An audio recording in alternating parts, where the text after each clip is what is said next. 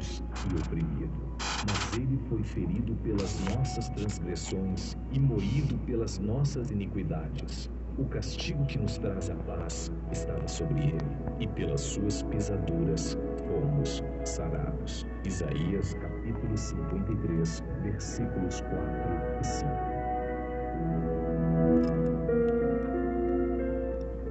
Amados, bem, tivemos o nosso momento do programa, que é o nosso momento da palavra, né? E eu gostaria de convidar o prezado ouvinte a abrir a sua Bíblia no Evangelho de João, no capítulo 1. Nós temos estudado o livro de João, versículo a versículo, né? E gostaria de convidá-lo a lermos versículos 29 a 51, né? Não vai dar tempo de discorrer sobre todos eles, mas vamos fazer essa leitura para a gente ter ideia de contexto e tudo mais, e então a gente vai viajar um pouquinho por esses versículos.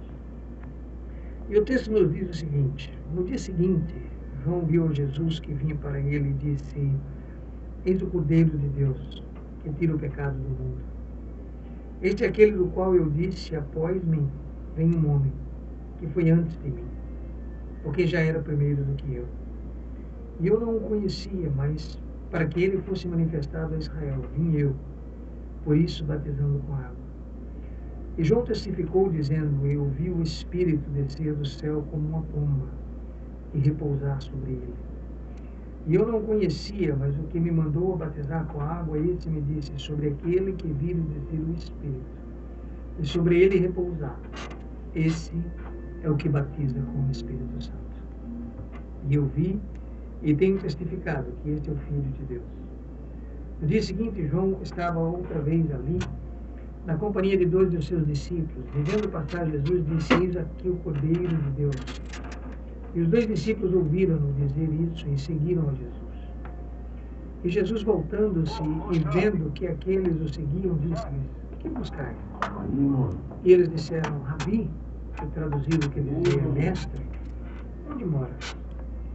E ele lhes disse: vinde e vede. Foram e viram onde morava e ficaram com ele aquele dia. E já era quase a hora 10ª.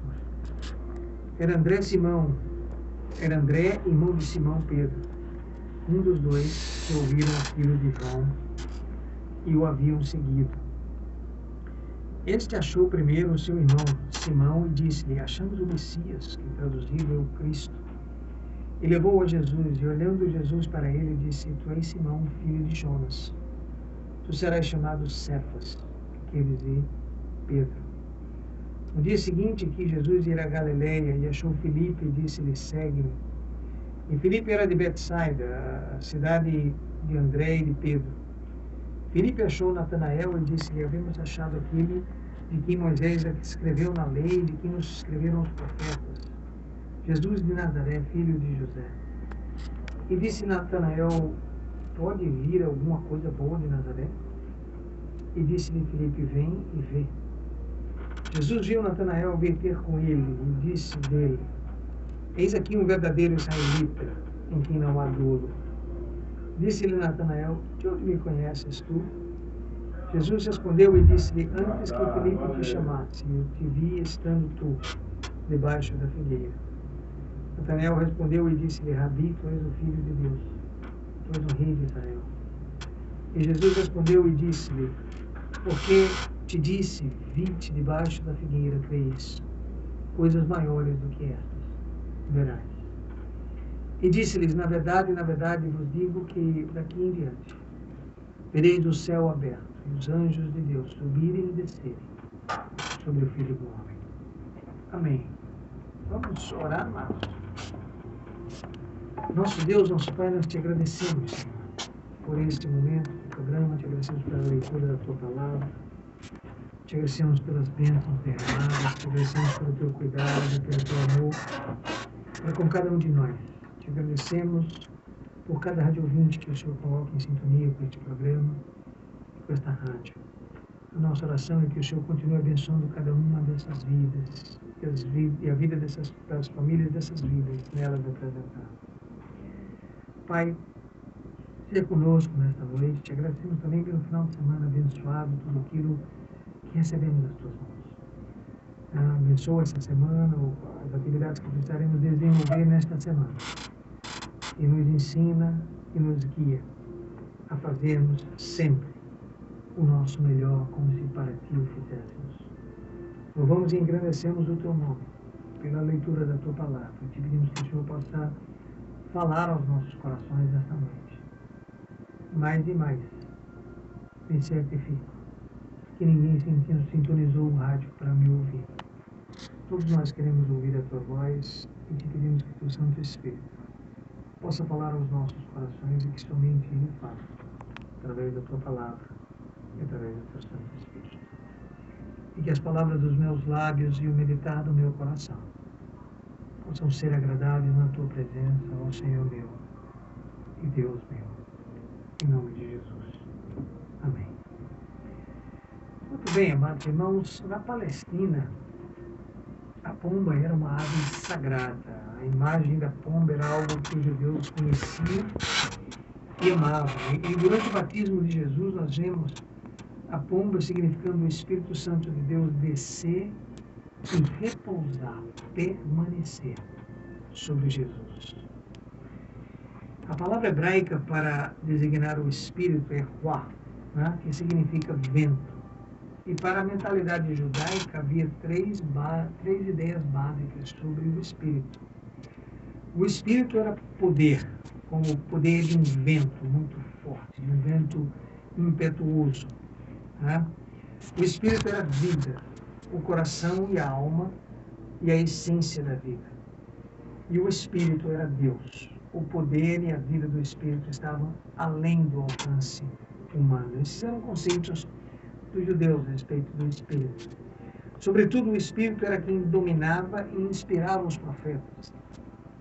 Miqueias 3:8, nós lemos: mas de certo eu sou cheio da força do Espírito do Senhor e cheio de juízo e de ânimo para anunciar a Jacó a sua transgressão e a Israel o seu pecado. Em Isaías 59:21, na parte A do versículo, nós lemos: quanto a mim, este é o meu concerto com eles, diz o Senhor, o meu Espírito que está sobre ti e as minhas palavras que pus na tua boca. E assim por diante, segue o versículo. No Isaías 61:1, o Espírito do Senhor Jeová está sobre mim, porque o Senhor me ungiu para pregar boas novas aos mansos. Ezequiel 36:25-27 traduz uma ideia uma profecia muito bonita sobre esse aspecto. E o texto diz: então espalharei água pura sobre vós e ficareis purificados. De todas as vossas imundícias, de todos os vossos ídolos vos purificarei. Eu vos darei um coração novo e porei dentro de vós um espírito novo. E tirarei o coração de pedra da vossa carne e vos darei um coração de carne. E porei dentro de vós o meu espírito e farei com que andeis nos meus estatutos e guardeis os meus juízos e os observeis. Podemos dizer que o Espírito de Deus fazia três coisas aos homens sobre o qual ele descia. É interessante perceber e aprender a diferença entre a manifestação do Espírito Santo no Antigo Testamento e no Novo Testamento. O Espírito Santo no Antigo Testamento era dado para fins específicos. Ele era colocado sobre sacerdotes, sobre profetas e sobre reis, através de unção. Se um dia o Espírito Santo era dado, como também poderia ser tirado, né? No Antigo Testamento. Nós vimos isso acontecer com Saul, nós vimos isso acontecer com Sansão, e assim por diante. O Espírito foi dado e, de certo momento, foi retirado. Isso não acontece mais desde Pentecostes. No Novo Testamento, o Espírito foi derramado sobre toda a carne. O que acontece? Ele veio para permanecer. O Espírito Santo de Deus só vai ser retirado da terra quando a igreja subir.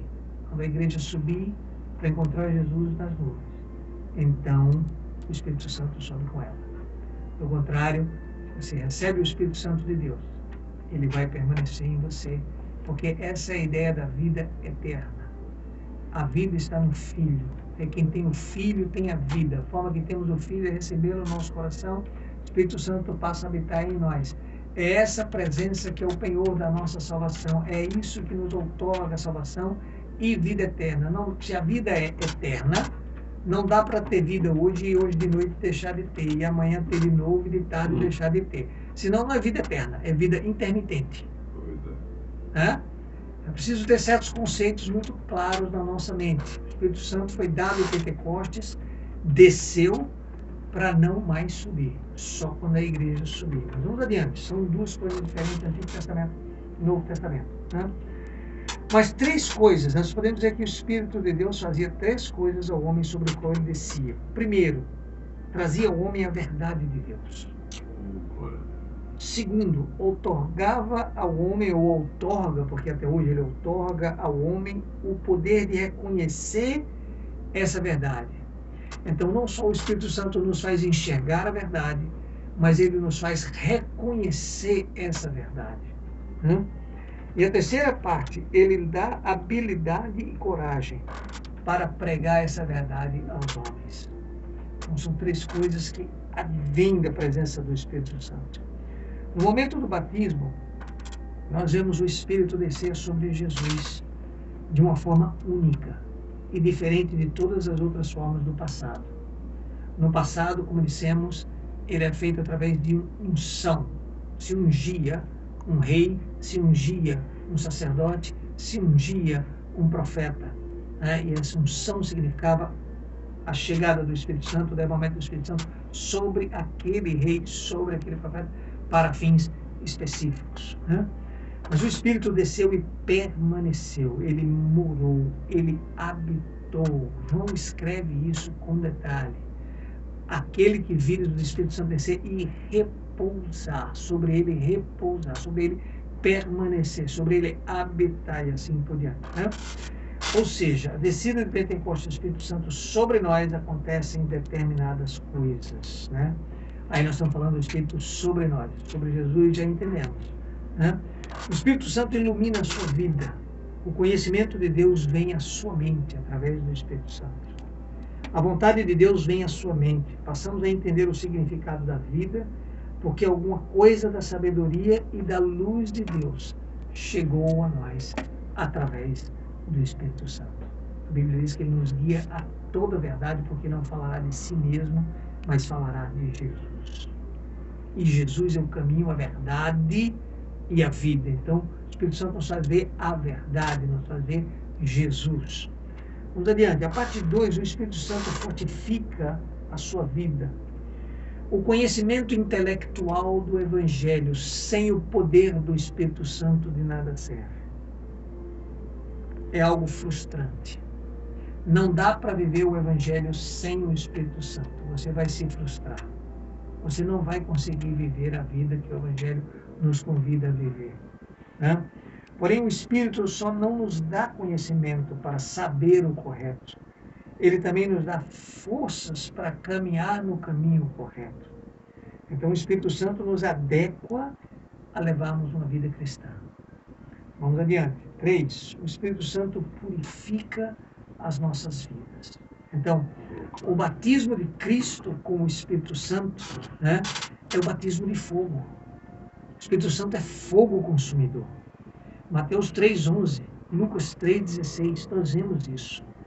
Então, quando você recebe o Espírito Santo, quando você é batizado no Espírito Santo, a escória das coisas mais, a mescla das coisas inferiores, a influência de coisas baixas são limpas, são queimadas por esse Espírito, até que o homem seja limpo e puro. Isso é um processo de purificação, que nós chamamos também de santificação. É um processo contínuo, constante e crescente. E então chegamos à escolha dos primeiros apóstolos. Essa foi a primeira parte aqui. E aí os versículos 35 a 39 nos fala sobre essa escolha. E ele diz assim: no dia seguinte, João estava ali outra vez, na companhia de 2 dos seus discípulos. E vendo passar Jesus, disse: eis aqui o Cordeiro de Deus. E os 2 discípulos ouviram-no dizer isso e seguiram a Jesus.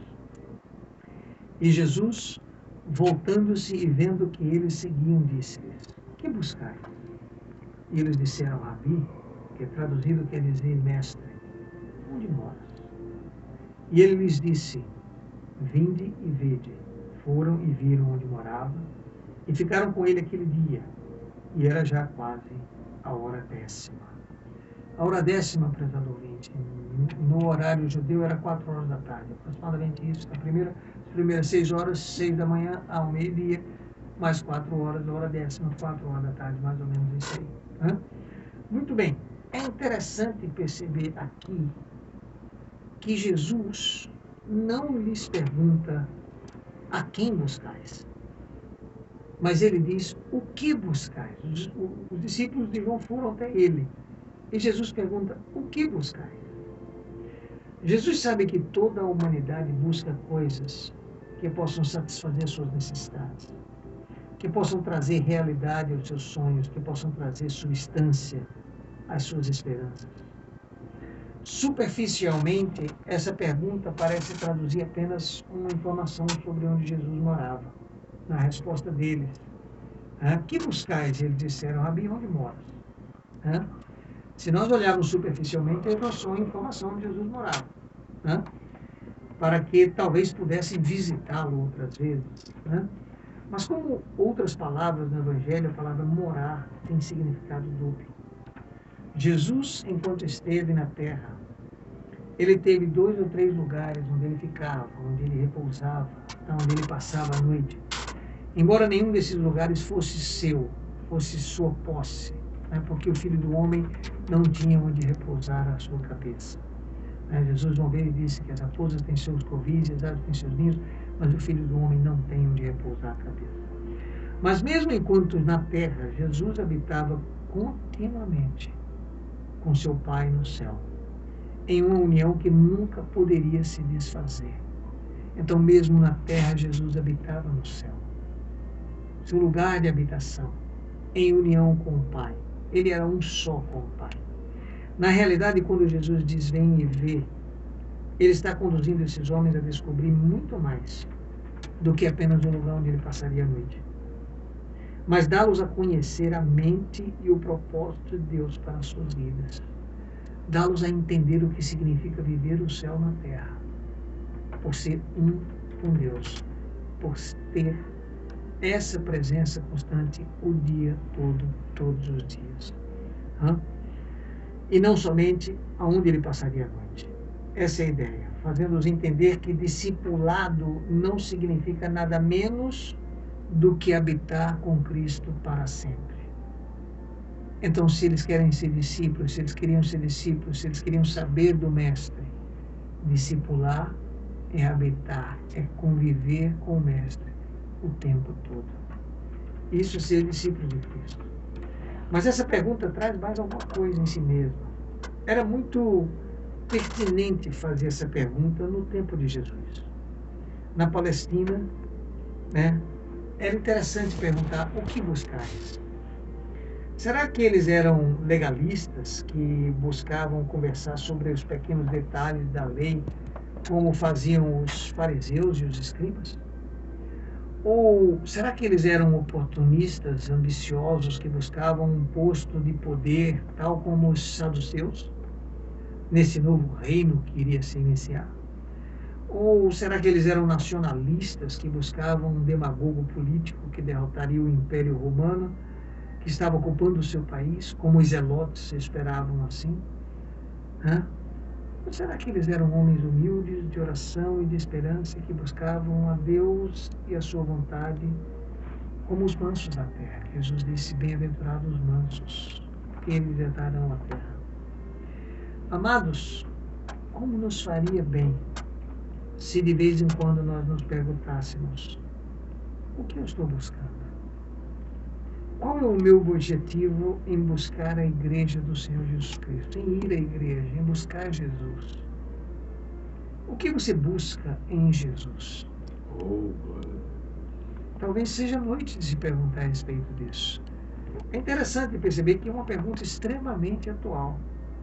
Algumas pessoas buscam Jesus atrás de prosperidade, atrás de riqueza, ou que eles lhe dêem um parceiro, uma parceira, pastor, eu vou para a igreja que eu quero encontrar o meu marido, a minha esposa, eu quero que ele seja crente, ela seja crente. O objetivo de ir à igreja é encontrar um parceiro, e não adorar Cristo, e não se relacionar com Cristo. É interessante perceber certas coisas no nosso meio, no nosso dia a dia, e Jesus repete a pergunta: que buscais? Que buscais? Qualquer que seja o seu objetivo, prezado ouvinte. Uma oportunidade de se projetar, uma oportunidade de aparecer, uma oportunidade de mostrar os seus dons, o que quer que seja. Se for para coisas da terra, eu preciso lhe dizer que essas coisas permanecerão na terra. Deus é bondoso o suficiente para lhe dar riqueza. Mas eu preciso lhe dizer que a riqueza que Ele lhe der não vai ficar aqui. Não sobe com você. Não vai para o cemitério com você. Eu nunca fui a um funeral onde estivesse entrando um caminhão de mudança junto com o defunto. Não tem. Não existe isso. Então, eu preciso dizer, se você busca coisas terrenas, essas coisas vão ficar aqui. Né? Nada de errado em viver uma vida boa, meu irmão. Jesus disse que eu vim para que tenham vida e a tenham em abundância. Não existe nenhum pecado nisso, que você trabalhe, que você tenha as suas coisas, que isso é bênção de Deus. Mas não é o principal. Não é porque eu vou buscar Jesus. Jesus nos ensina algo muito interessante. Ele diz: buscai em primeiro lugar o reino de Deus e a sua justiça, e todas as outras coisas vos serão acrescentadas. É interessante perceber como pessoas invertem essas coisas. Inclusive pessoas dentro da igreja. Nós preparamos os nossos filhos para se educar, para ir para a faculdade, para ter uma profissão, para se projetar, para ter um bom emprego, para ter uma boa casa. E ir na igreja de vez em quando no domingo. Está invertido, nós estamos colocando as outras coisas em primeiro lugar e depois buscar a Deus. E Jesus diz: busque o reino de Deus e a sua justiça e todas as outras coisas vos serão acrescentadas. Isso é um passo de fé. Quando você faz isso, você está mostrando fé, você está crendo, você está dizendo: Senhor, eu creio nisso que o Senhor está dizendo. E por isso eu vou buscar o Senhor. Então a pergunta de Jesus se repete: o que buscar? Um outro aspecto ainda nesses versículos é a frase: e Jesus voltando-se e vendo que eles o seguiam. É um outro detalhe nesse versículo. Jesus então é quem lhes abre a porta para que eles entrem. E aqui nós nos deparamos com um símbolo da iniciativa divina. Sempre é Deus que nos abre a porta. Sempre. Quando a mente humana começa a buscar e o coração humano começa a anelar pelas coisas de Deus, Deus sai ao nosso encontro imediatamente. Deus está pronto a nos ouvir, a prestar atenção em nós, a ver. A Bíblia diz que ele se voltou e viu que aqueles homens o seguiam e imediatamente os recebeu. Jeremias 29:13 diz assim: buscar-me-eis e me achareis, quando me buscardes de todo o vosso coração. Deus tem a iniciativa. Deus está sempre pronto para lhe ouvir e para lhe receber.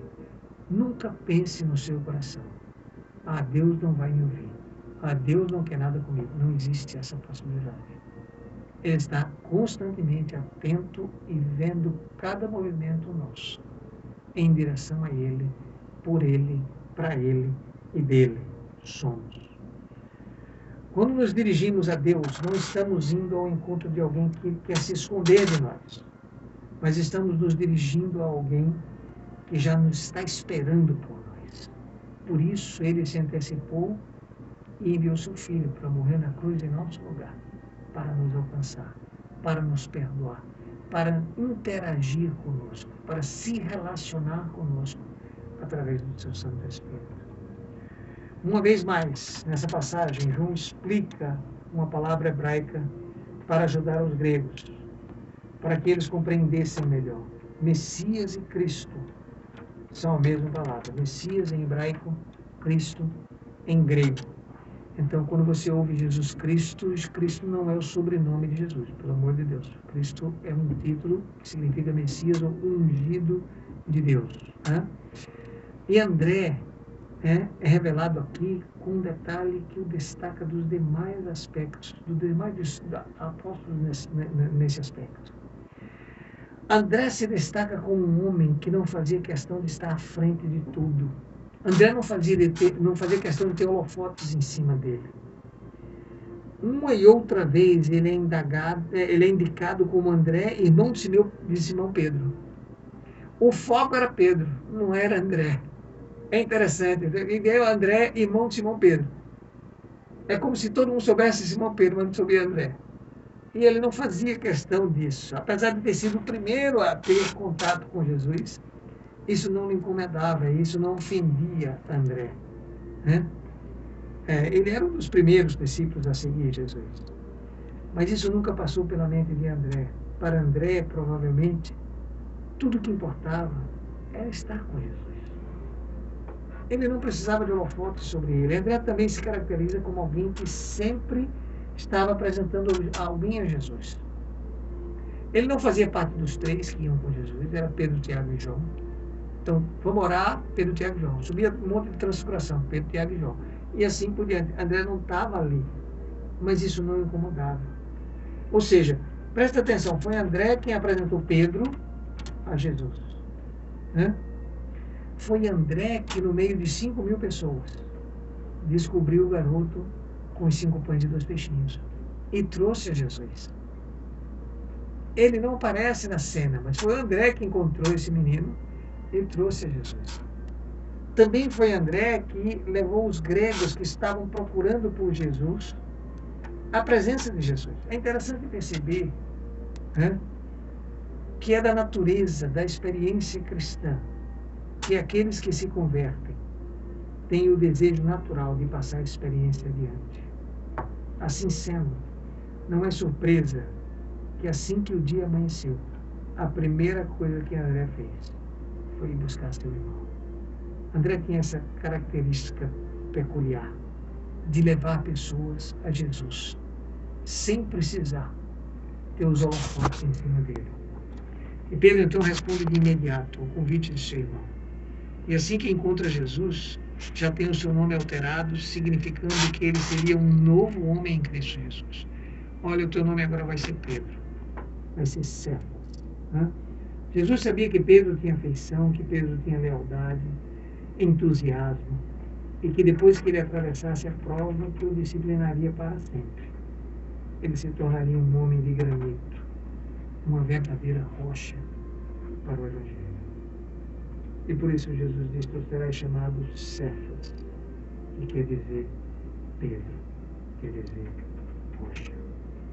No Antigo Testamento, era comum receber um novo nome quando se tinha uma mudança por causa de um relacionamento com Deus, por causa de um encontro com Deus. Abrão se tornou em Abraão, né? Jacó se tornou em Israel, depois de lutar com anjos. Por isso, Paulo afirma em 2 Coríntios 5,17 que se alguém está em Cristo, nova criatura é, as coisas velhas já passaram, e que tudo se fez novo. Meu irmão, minha irmã, se você já é uma nova criatura em Cristo Jesus, eu preciso lhe dizer que você tem um novo nome. Isso está lá no livro de Apocalipse. Cada um de nós tem um nome. Já recebemos esse nome. Quando nos convertemos, vamos conhecê-lo lá no céu. Está guardado para nós. Né? E assim por diante. Mas o texto também nos ensina sobre como Jesus olha para nós. Jesus não olha para nós como nós somos ou como nós estamos, mas sim aquilo que nós podemos vir a ser, se estivermos nas suas mãos. Jesus é aquele que pode enxergar todo o potencial que existe em você para lá no frente.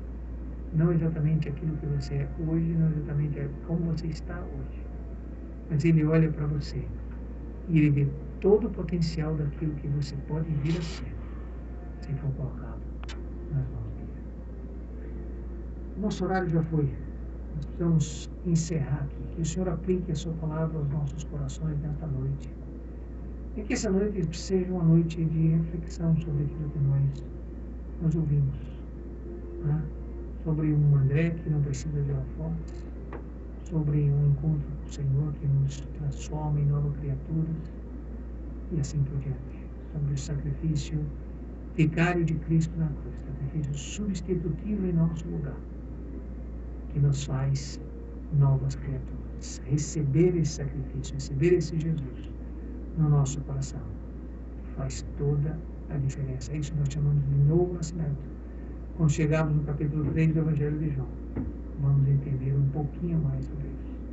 Amém. Vamos ouvir a bênção apostólica na voz do Tadeu. Logo mais voltaremos.